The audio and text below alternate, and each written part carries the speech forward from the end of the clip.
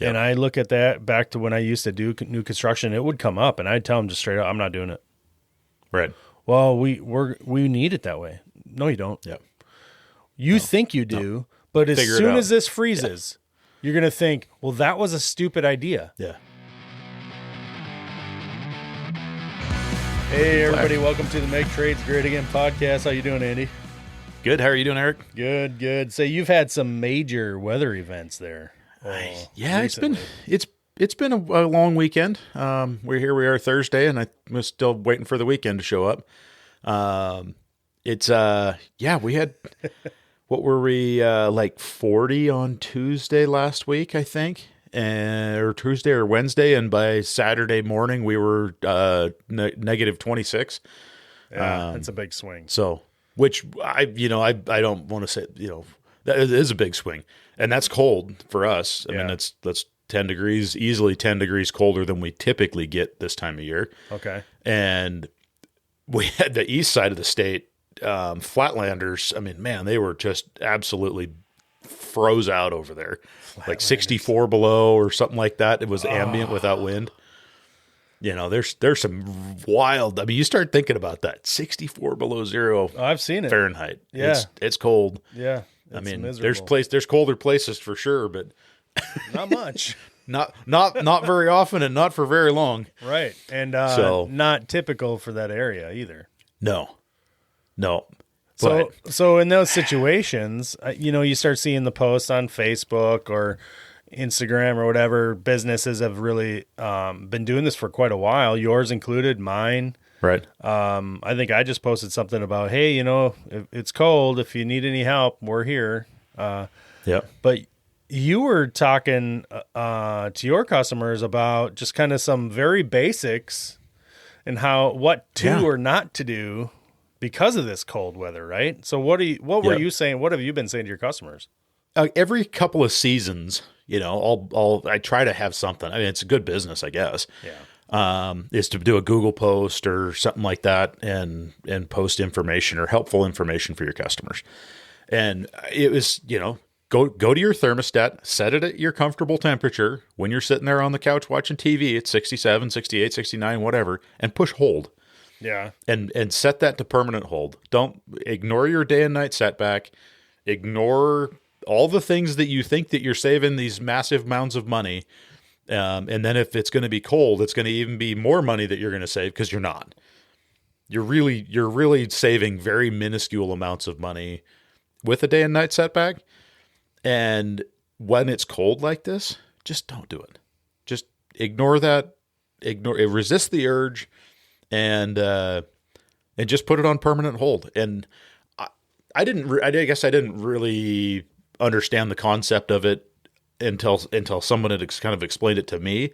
But if you have a customer, let's say that has a 8 degree or 10 degree night setback, that's big, right? Yeah. If you have forced air, it's probably not that big a deal. It'll recover pretty quick. But what happens in forced air or in hot hydronic is when you go to at 10 o'clock, right? That if let's say the 10 p.m. is your night setback period, right? You're going into sleep mode. If that's kind of like where that coldest part of the evening in the wintertime is really starting to set in. It's been dark for 3 or 4 hours, 5 hours by that time. And now you're going to shut your heat off. And in a radiant system, that might be off for 8 hours, right? You basically went out to the boiler and turned it off. Oh, like to turn it for setback, you mean? So the thermostat isn't going to kick back on because it's going to take that long to lose the heat? Like the top right, because temperature? it's got this ramp down. Yeah, And well, that also depends on the structure, of course. Like, absolutely. So like absolutely. A poorly designed home or poorly performing home is going to drop quicker, right? Yeah. Yep. I get it. Yep. But I've seen it before where people have been like, oh yeah, we had heat and then we got up this morning and we didn't have heat and our baseboards froze up and I don't know why our baseboards didn't come on because the zone valve's open and nothing's broken. Like the system's functional. Why did it not heat? And it's because it was in this downward slope and the heat dissipated out of that piping. It's up in the joist space. It's on near the outside wall where your baseboard lines are at or whatever. Yeah. And there's a crack around the hose bib. And a little breath of cold air was blowing in on that baseboard line. And it eventually was like, oh, too cold.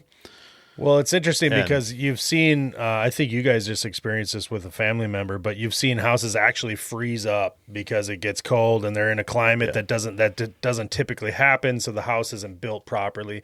You and I don't live in those places. So our conversations about this with customers, totally different.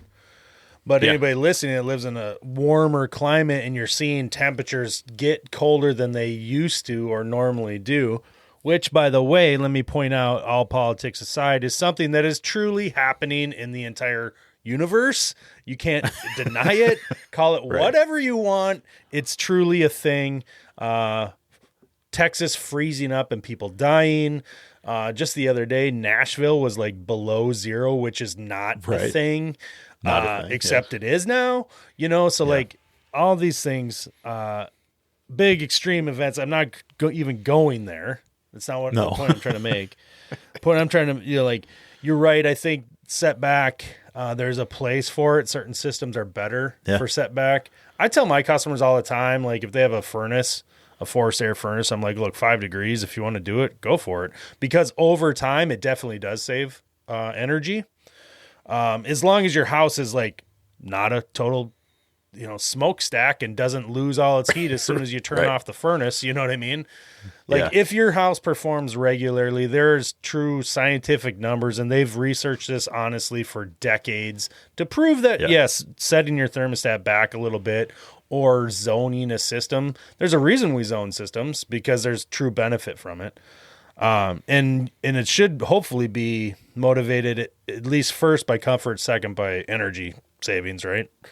Yeah. But yeah, not every system is good for it. And if it's going to be cold, like it was like you're talking about, I would say the same thing to my customers. Don't turn your heat down, or at least turn everything to that hold setting. And if you don't expect it to get 72 when it's 40 below outside, unless your system is way oversized, you know what I mean?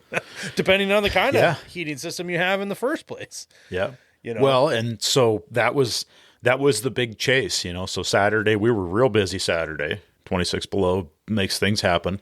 Yeah. And on Friday night, as it was approaching that 26 below, we had like 35 mile an hour wind. And which cools things down a little bit. Yeah. And we almost never throughout the entire year get wind out of the north and the east, right? Like it just doesn't happen. We're always out of the south and the west.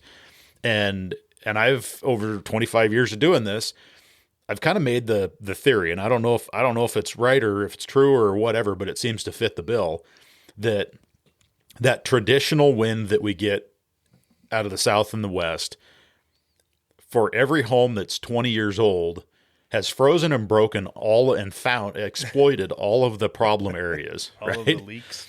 And so when we get the north and the east wind, that only happens occasionally, right? You get it in the winter, you get it every now and then, and that northeast wind finds new exploitations to screw with your life.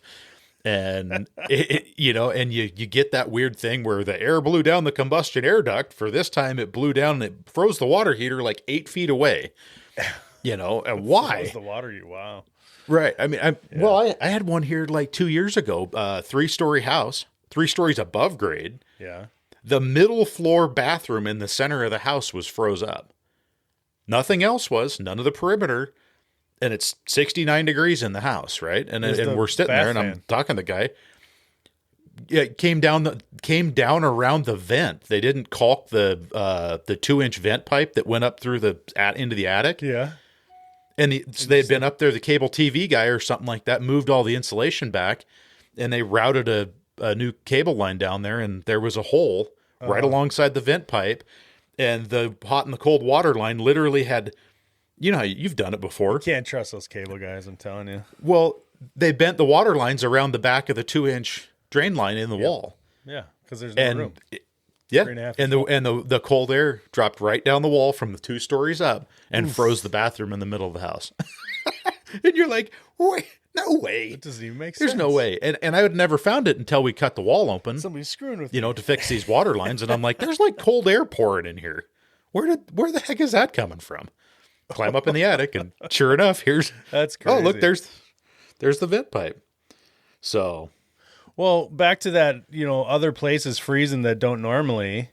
You know, here's a common thing that, you know, it's not. I think it's the saying, you know, the idea that if you're worried that pipes are going to freeze because maybe you've experienced it in your house, maybe the problem isn't fixed, but it's not a normal situation. Like just leaving the water run at all the taps, like you know, a little more than a trickle, just a tiny bit more than a drip, right? So like it's just a steady stream of water, because it's the theory is, and it's not foolproof by any means, but the theory is you know, moving water is less likely to freeze than just sitting there, you know, static in the piping. That's not even what we're talking about though. Like we're talking about a very simple precaution though in these cold climates where our houses are typically built for it. Yeah. You know what's interesting to me though? In Minnesota, so our code is always dictated that we can't put any water lines and outside walls and things like that. Yeah. Until like we had a 2012 or 2015 update. We're on the 2020 code now, I think. Yeah. Maybe it's 2022. I think it's 2020. Anyway, our plumbing code, which is UPC based, Minnesota plumbing code, but it's UPC just like yours. I think basically we're operating under more or less everything's the same except for those little stipulations that each state kind of has. Yep. And ours are carryovers from, we had a little boutique code before, right? Sure. But anyway, our code, like the UPC does state that you can place water lines in outside walls as long as provisions are made to keep them from freezing. Yeah. And I think, and it says it in the Minnesota code book. Yep. And to me, that was left in there because somebody argued bullheaded and long enough to get that so that they could run that one washer box and not get like flagged on an inspection or something, because it makes 100% 0 cents. That's not even what I just said doesn't even make sense. Like that's how much it doesn't make sense to put water lines in outside walls at all. Like, no, I don't. But so my point is this: I'm watching this unfold every year. It happens every year in climates that are like on the verge of freezing. But then they're like, "Oh, our water line's frozen." I'm thinking, how are water lines freezing if you're building? And then I go, "Oh, well, because it's normally warmer, and it's not something they have to worry about." Here's my thought process, and maybe it's just maybe I'm being too simple-minded here, but I would imagine even if you're in an area that is not subject to extreme low temperatures, but could get to close to freezing at some point in time, I would investigate ways of building that would keep these problems from ever even being an issue. Because I'll be honest with you, it's rare, and this is the truth. Unless you're in some old, weird, awkward, old house, weird, awkward situation, it's rare to see frozen water lines in Minnesota. It just is. Like you just don't. It's so odd to see a frozen. I mean, it's got to get to be those 40, 50, 60 below temps for that to actually happen. I would agree with that in most cases. We didn't see, I don't know that we were in any new houses. Right. And this is what's weird about it. Right. Yeah. I should, I think I said that, but I should make the point. I'm talking about in most houses though, even some older ones. Right. Yeah. What's strange about that, and this is where I think about the weird exploitation about the wind and the whatever, and we fixed all of these in normal scenarios, is that on Monday it was 100, or 90 or 26 below zero or whatever on Saturday. On Monday, Cheryl had 109 incoming phone calls on Monday for frozen pipes, no heat, whatever. Yeah. And lots of the Freezeups are related to the boiler failed or the vent intake froze up or, whatever, just because of the extreme cold and whatnot. But it is funny to see that, when you get to somebody's house and you're like, oh yeah, yep. Sure enough. Look at that. Why is the water line in the outside wall? Like, who built this? Yeah. You know, people look at that on, in the construction phase and like, we really want to put our washer and dryer right here. And we really, we can't live without a washer box. Yep. And I look at that back to when I used to do new construction, it would come up and I'd tell them just straight up, I'm not doing it. Right. Well, we need it that way. No, you don't. Yep. You think you do, but as soon as this freezes, you're going to think, well, that was a stupid idea. Yeah. Yeah. And it's behind a washing machine. Who flipping cares if there's some pipes that, like, let's secure them. They won't make noise. Care. You're never going to see them. Never going to see them. Nope. Oh, well, washer boxes. They are nice. They're saying they're not. Let's not put one on an outside wall, though. Seems really stupid to me. Yep. Yep. I don't know, man. It's crazy.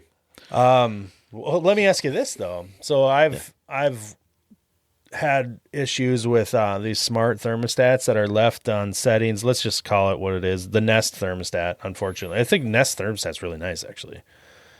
But people need to know how to use it. And I don't like the modes that these stats have where they're left to be either on geofencing or like these automatic setbacks that are based off of like activity in the home, that kind of thing. You know what I'm talking about? Yeah. Those make me nervous when we're talking about cold weather. Yeah. Because if you're not in a space and moving around and your thermostat doesn't see that you're even there, right? These things go into these like deep setbacks. Yep. And there's some kind of features built into them that are supposed to keep things from getting too cold, but I've been in houses that it was like 45 degrees. Yep. Because the thing was set back on that auto like geofence or whatever. And I think that's not a good idea. That goes back to what you were saying, like set it on hold and leave it. But these, I mean, it feels like most of the people that have that kind of thermostat aren't going to interact with it. They're going to let it do its thing and they're going to trust it. Yep, exactly. Which probably a recipe for disaster, but is it warmed up there? It's starting to. We're above like 10 degrees or something like that. I think it's 10 degrees above today but like 15 mile an hour winds, so we're like 3 below. Yeah, it's not warm here. We're still below zero before the wind, but I think we're supposed to be 40 on Saturday. Yeah, I was going to say, but we're going to warm up into the 30s next week, which is going to be amazing. We're going to be at AHR anyway. I suppose when people hear this, we'll either we'll have been done with AHR. Right. Oh, we had fun at AHR. It was a blast. We'll have to talk about that. It was a good time. Next episode. All right, man. Have a good one. All right, later.